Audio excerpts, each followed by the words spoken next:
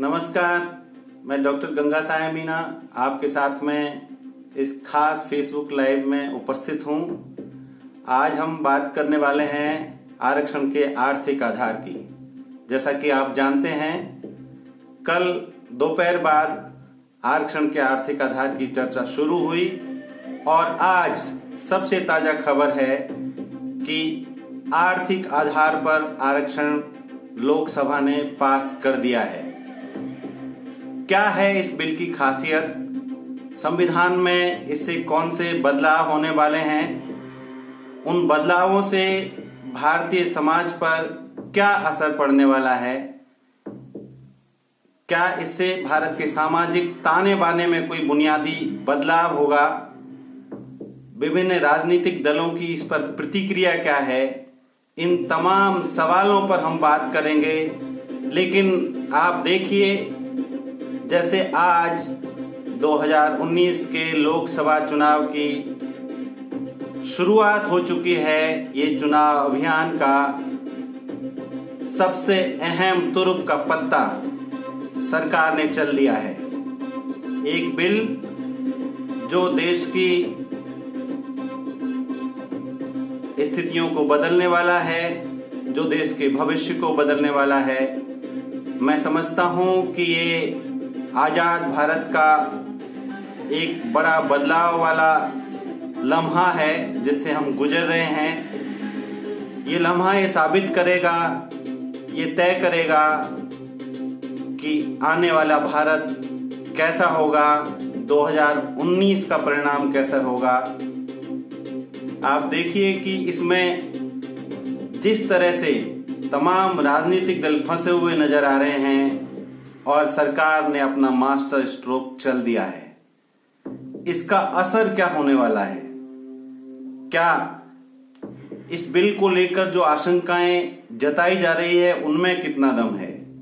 मैं कोशिश करूंगा कि जो लोग देख रहे हैं उनमें से जो साथी जुड़ना चाहते हैं उनको मैं जोड़ूं।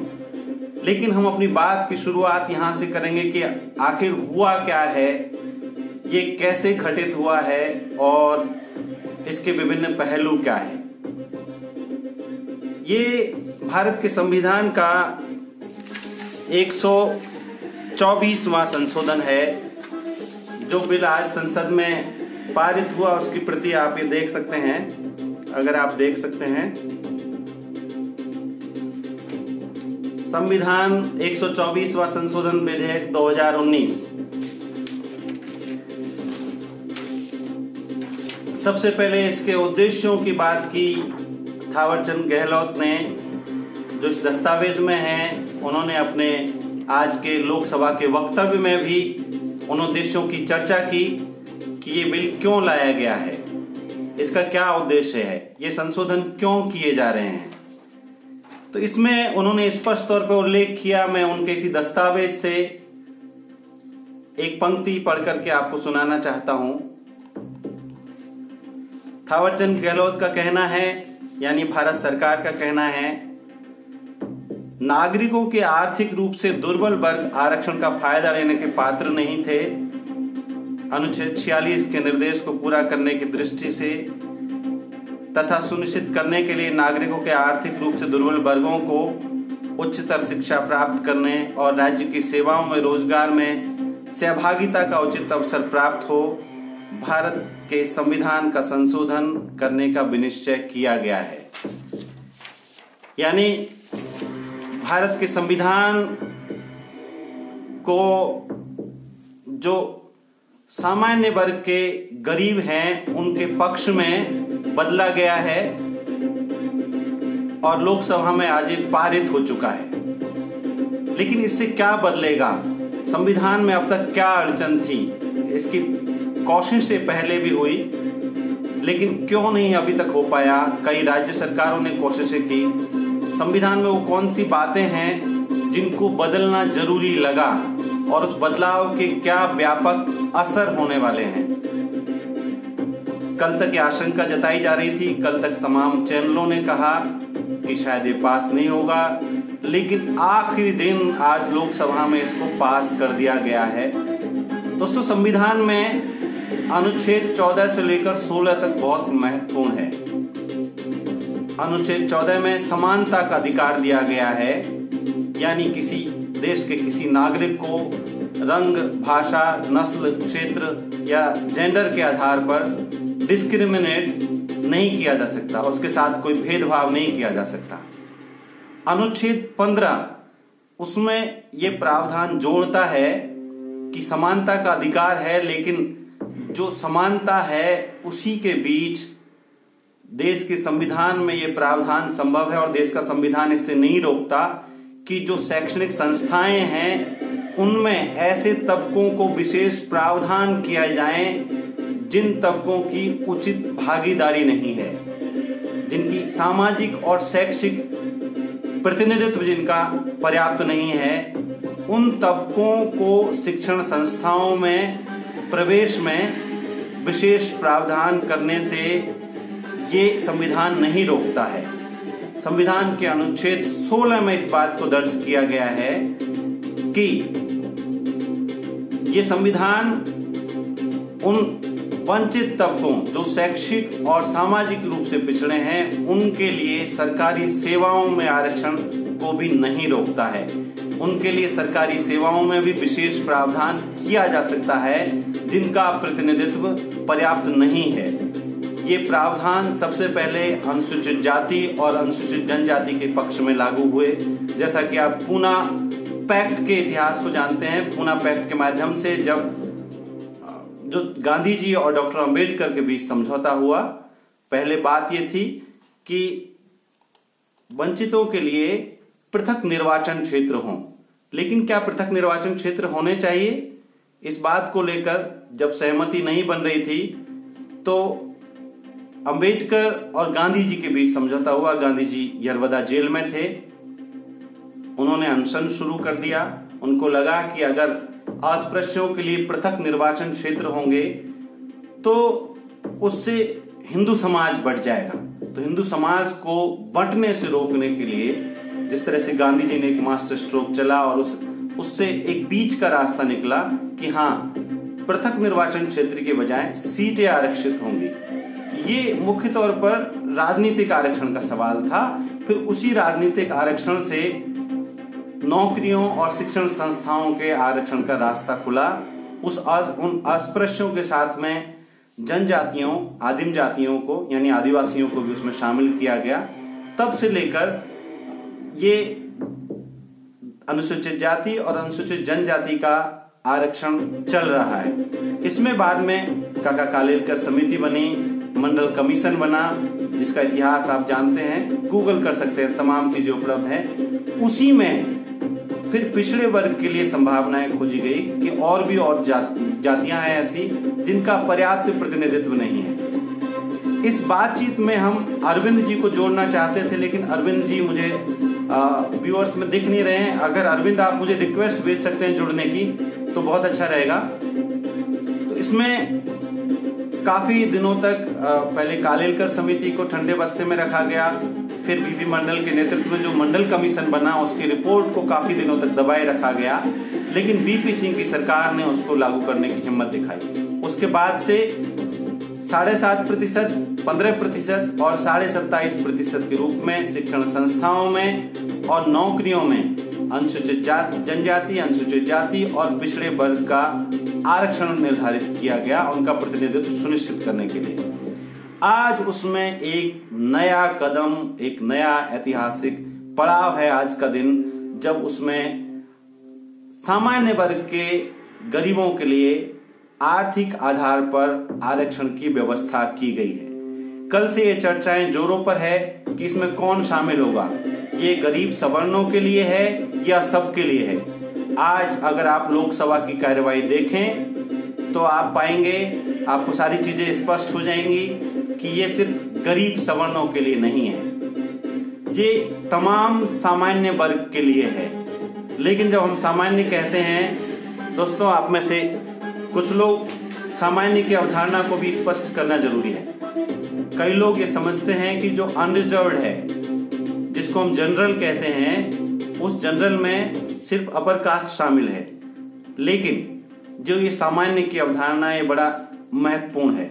जो रिजर्व कैटेगरी के बाद बची हुई सीटें हैं, 49.5% के बाद बची हुई सीटें हैं, वो सीटें सभी के लिए है, यानी देश के हर नागरिक के लिए। उसमें SC, ST, OBC भी शामिल हो सकता है, उसमें मुसलमान भी शामिल हो सकता है, उसमें ईसाई, सिख या कोई भी जो बचा हुआ तबका है, हर कोई शामिल हो सकता है। उस जनरल में से अब 10% हिस्सा गरीब जनरल का होगा, लेकिन उसमें ये दर्ज किया गया है, स्पष्ट तौर पर उल्लेख किया गया है इस एक्ट में कि जो अब तक जिन तबकों को आरक्षण मिल रहा है, जिनको काफी लंबे समय से, जैसे अनुसूचित जाति है, जनजाति है और पिछड़ा वर्ग, उन तबकों को इस आरक्षण से, इस नए 10% आरक्षण से बाहर रखा गया है। यानी इस आरक्षण में सिर्फ जो आरक्षित तबके हैं उनको छोड़कर बचे हुए तमाम लोग शामिल होंगे। उसमें सवर्ण हिंदू शामिल हैं, उसमें मुसलमान शामिल हैं, उसमें ईसाई शामिल हैं, सिख या अन्य कोई भी देश का हर नागरिक इसमें शामिल है जो उस अब तक लागू आरक्षण के दायरे में नहीं आता। इसलिए कल शाम को चैनलों द्वारा जो ये भ्रम फैलाया गया कि ये गरीब सवर्णों के लिए है, मैं समझता हूं उसका शुद्धिकरण जरूरी है। कई लोगों का सवाल यहाँ कमेंट बॉक्स में भी आ रहा है कि इस आरक्षण से क्या वंचित तबकों के आरक्षण के ऊपर, SC, ST, OBC के आरक्षण के ऊपर कोई असर पड़ने वाला है? तो मैं कहूंगा कि सीधे तौर पर कोई असर नहीं पड़ेगा। इसके कई सकारात्मक असर है, कई नकारात्मक असर भी हो सकते हैं। जो सकारात्मक असर है सबसे बड़ा, वो मुझे लगता है कि ये होने वाला है कि अभी तक जो दलित, आदिवासी और पिछड़े हैं, उनको सामाजिक रूप से उपेक्षित किया जाता था, उनको सामाजिक रूप से उनके ऊपर छींटाकशी होती थी, उनकी मेरिट पर सवाल उठाए जाते थे। अब मुझे लगता है कि आरक्षण को लेकर सवर्ण जातियों या गैर आरक्षित जातियों का नजरिया बदलेगा। रवि जी ने अपने प्राइम टाइम में आज ठीक कहा कि जो आरक्षण को लेकर आज किसी ने भी कोई नकारात्मक भाषण नहीं दिया। सारी की सारी संसद आरक्षण के पक्ष में है, सारे के सारे लोग आरक्षण के पक्ष में हो गए हैं। वो उन व्हाट्सएप मैसेजों का क्या करेंगे जो लगातार वो कई वर्षों से, जब से व्हाट्सएप आया है, उसका प्रसार कर रहे थे और आरक्षण के खिलाफ आग उगल रहे थे। आप जान सकते हैं, आप जानते हैं कि 2006 में जो OBC का आरक्षण लागू किया गया शिक्षण संस्थाओं में, तो उस वक्त एम्स के डॉक्टरों ने पॉलिश करके, झाड़ू लगा करके विरोध किया था। वो मेरिट पर सवाल उठा रहे थे और वो कह रहे थे कि अब हम क्या करेंगे जब ये लोग नौकरियां करेंगे। तो आज उसका जवाब सबको मिल गया है कि वास्तव में वो विरोध सिर्फ इसलिए था कि उनको भी शामिल किया जाए। उनको शामिल करने से हमें दिक्कत नहीं होनी चाहिए। जो गरीब सवर्ण है, गरीब मुस्लिम है या गरीब ईसाई है, उसको शामिल किए जाने का स्वागत किया जाना चाहिए। इससे मैं समझता हूं ओवरऑल आरक्षण के बारे में एक संवेदनशीलता का विस्तार होगा। योगेंद्र यादव जी को सुन रहा था रविश के प्रोग्राम में, काफी नकारात्मक राय है उनकी इस कदम को लेकर के। उम्मीद है मुझे भी ज्यादा नहीं है कि ये सफल हो पाएगा जिस रूप में सोचा जा रहा है, क्योंकि आखिरी दिन लोकसभा में पास किया गया, कल राज्यसभा की बारी है। देखते हैं पास होता है कि नहीं हो पाता। और पास होने के बाद जो योगेंद्र जी सवाल उठा रहे थे कि कैसे निर्धारित करेंगे कि 8 लाख की आय किसकी है, कितने लोग इनकम टैक्स भरते हैं। इस देश की जिनकी 8 लाख से ऊपर आय है, जो प्रदर्शित करने वाले लोग हैं वो बहुत थोड़े हैं, 1% से भी कम लोग हैं। बाकी सब लोग अपनी आय को 8 लाख से कम बताते हैं। कैसे आप पता लगाएंगे कि जिसकी 5 एकड़ जमीन है वो गरीब है या नहीं है? मान लीजिए इस वर्ष कोई गरीब है, अगले साल वो गरीब नहीं रहा, या इस वर्ष कोई गरीब नहीं है, अगले साल वो गरीब हो गया, तो क्या वो इस आरक्षण का हकदार होगा? कई सारे ऐसे सवाल हैं जो इससे उलझे हुए हैं, लेकिन ओवरऑल अगर आप देखें तो अब तक के आरक्षित तबकों को इससे कोई ऐसा नुकसान नहीं होने वाला, क्योंकि ये जो 49.5% है उसमें छेड़छाड़ किए बिना लाया जा रहा है।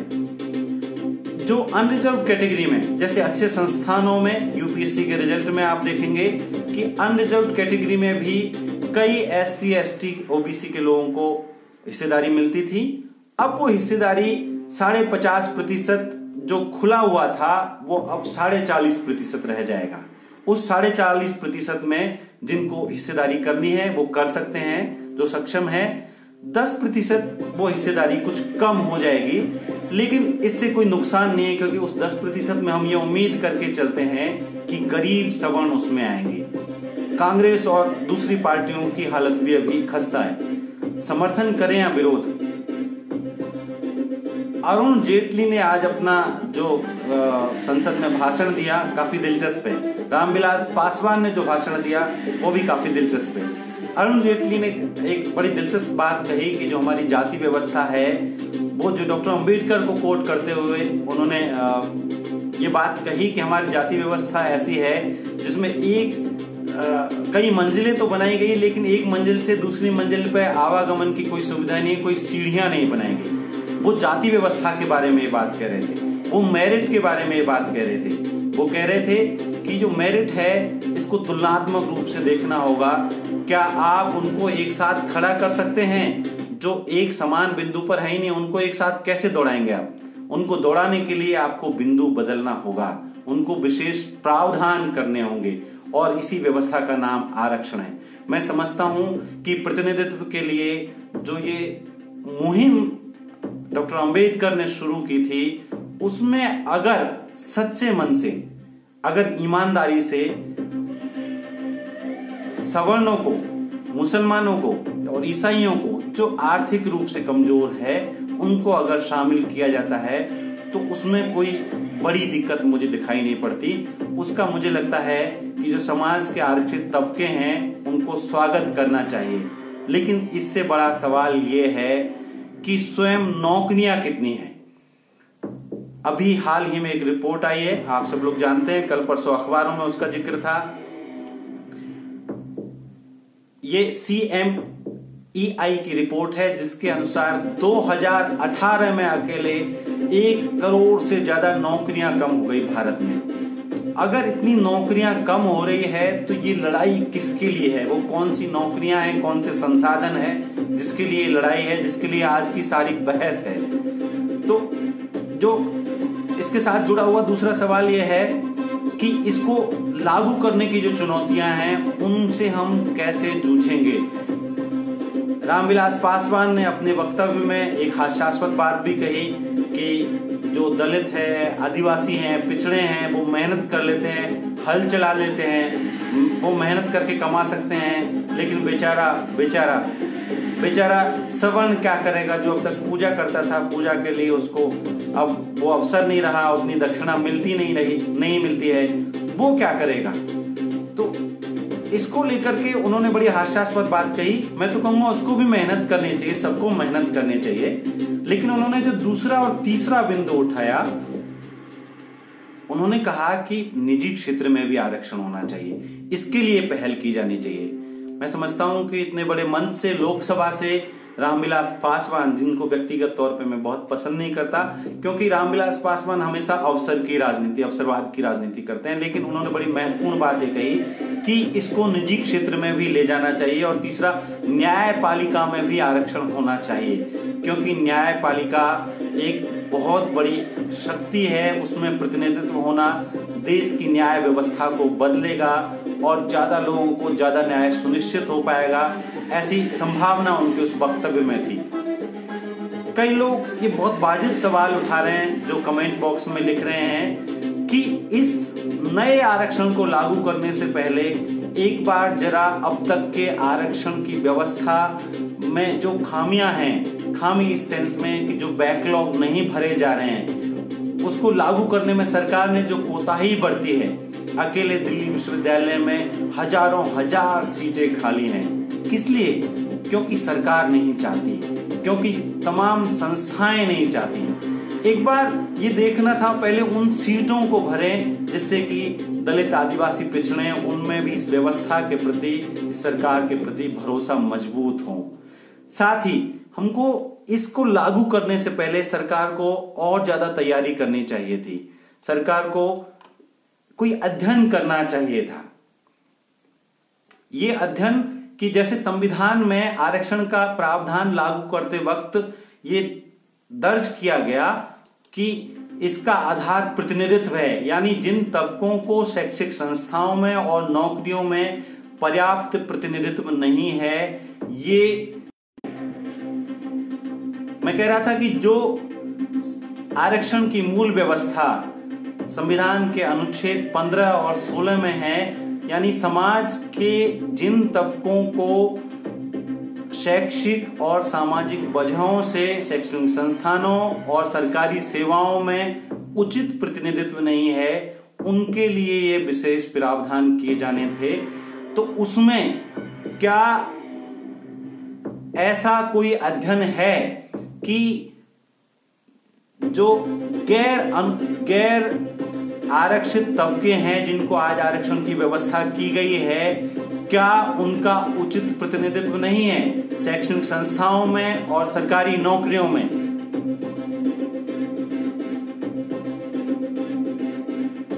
मैं अरविंद जी को जोड़ना चाहता हूं।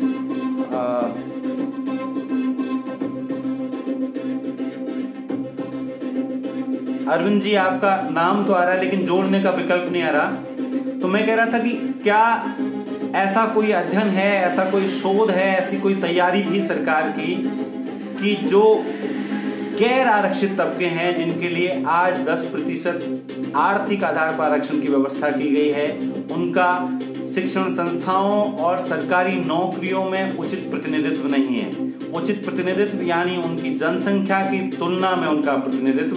तो मैं समझता हूं ऐसा कोई अध्ययन नहीं है। इस मामले में ये एक जल्दबाजी में लिया गया फैसला है जिसमें सरकार की कोई तैयारी दिखाई नहीं पड़ती।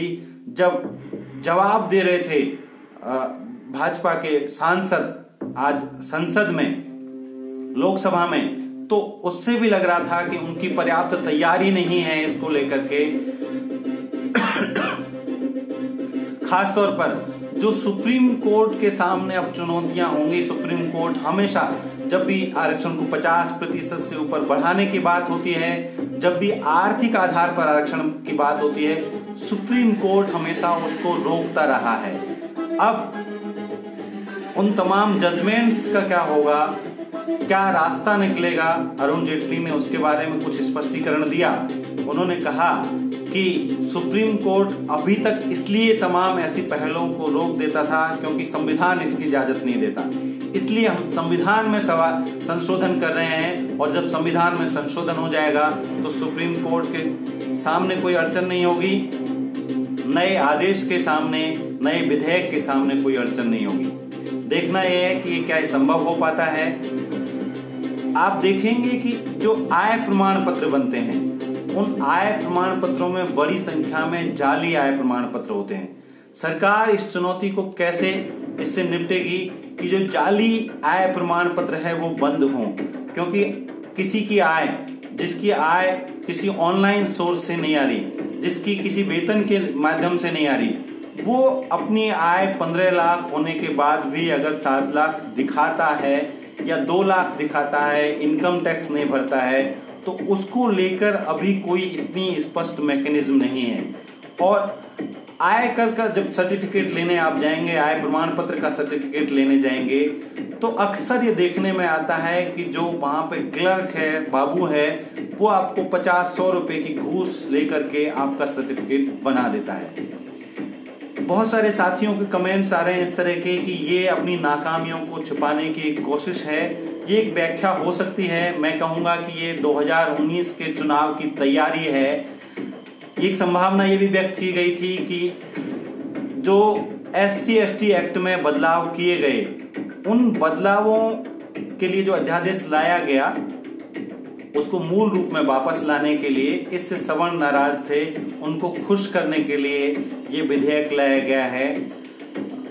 ये सब मुझे लगता है हाइपोथेसिस है। इनमें से कौन सी हाइपोथेसिस सही है, कौन सी परिकल्पना ज्यादा सही है, आप उसका अनुमान लगा सकते हैं। लेकिन निश्चित तौर पर इससे देश में काफी कुछ बदलने वाला है। उस बदलाव के प्रति आपको सचेत रहना है। लगातार इस न्यूज को फॉलो करिए और आप देखिए कि किस तरह से क्या ये कदम इस लोकतंत्र को समावेशी और सहभागी बनाने के लिए काम आएगा या ये कदम प्रतिगामी कदम साबित होगा। इस पर देश के अलग अलग समाजों की क्या प्रतिक्रियाएं आने वाली है। मैं देख रहा हूं कि अभी मिली जुली प्रतिक्रिया है, ज्यादातर लोग इसके सपोर्ट में हैं। अगर वास्तव में वंचित गैर आरक्षितों को, जो सवर्ण जिनको आप कह सकते हैं, जिनको आप मुस्लिम, जो अमीर मुस्लिम है वो कह सकते हैं, आप ईसाई आप कह सकते हैं, जो ताकतवर ईसाई है, उन सबको शामिल करने से समाज की जो ढांचा है उसमें क्या बदलाव आता है, उनकी आरक्षण के प्रति ओवरऑल राय कितनी बदलती है, ये सब देखने वाली चीजें होंगी। लेकिन इसको लेकर के आप सब लोग सचेत रहिए। निश्चित तौर पर भारत के समाज में ये बहुत बड़ा बदलाव होने जा रहा है और आइए सब मिलकर के हम लोग एक नए भारत के निर्माण की तरफ बढ़ें। उस नए भारत के निर्माण में ये कितना सार्थक होता है ये आने वाला समय बताएगा। इसको लेकर के विभिन्न पार्टियों ने जिस तरह से अपने घुटने टेक दिए हैं, वो अपने एजेंडे में इसको शामिल करने के बाद भी लागू करवाने में कोताही बरत रही थी। उसकी क्या वजह थी, ये भी सोचनीय विषय है। राष्ट्रीय स्वयं सेवक संघ आर्थिक आधार पर आरक्षण की मांग तो कर रहा था, लेकिन इसमें मुसलमान और ईसाई भी शामिल हो जाएंगे, ये एक नया पहलू है। इसके प्रति राष्ट्रीय स्वयं सेवक संघ की क्या प्रतिक्रिया आती है और स्वयं आरक्षण को लेकर के अब तक ऊंची जातियों में जिस तरह की नकारात्मकता व्याप्त थी, वो नकारात्मकता क्या कम होती है, तमाम लोगों की प्रतिक्रियाएं इसमें देखने लायक होंगी। हमें उन सब का इंतजार है। आइए देखते हैं कल राज्यसभा में कौन सी बहसें होती है, क्या कुछ बदलने वाला है इससे, और इसकी और बारीक चीजों पर जो अगर आपका कोई सवाल है तो आप सवाल छोड़ सकते हैं। बाकी एक सवाल ये आया था कि क्या इसमें निजी शिक्षण संस्थाएं भी, निजी क्षेत्र भी लागू होगा, उसमें भी ये आरक्षण लागू होगा। तो अरुण जेटली जी ने उसका संसद में जवाब दिया कि निजी क्षेत्र के बारे में, निजी शिक्षण संस्थाओं के बारे में अब तक जो शब्दावली संविधान में इस्तेमाल की जाती थी SC/ST आरक्षण के बारे में, वही शब्दावली हमने यूज की है, वही हमने इस्तेमाल की है। इसमें लिखा हुआ है कि अल्पसंख्यक संस्थानों के अलावा जो प्राइवेट संस्थाएं हैं, चाहे वे राज्य सरकार से सहायता पाती है या नहीं पाती है, उनके प्रवेश से संबंधित आरक्षण की दशा में विद्यमान आरक्षण के अतिरिक्त तथा प्रत्येक प्रवर्ग में कुल स्थानों में अधिकतम 10% के लिए ये लागू होगा। यानी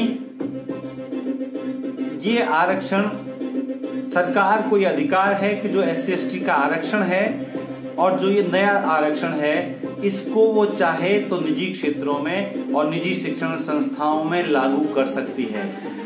कुल मिलाकर के इससे भारत के समाज और राजनीति का काफी कुछ बदलने वाला है।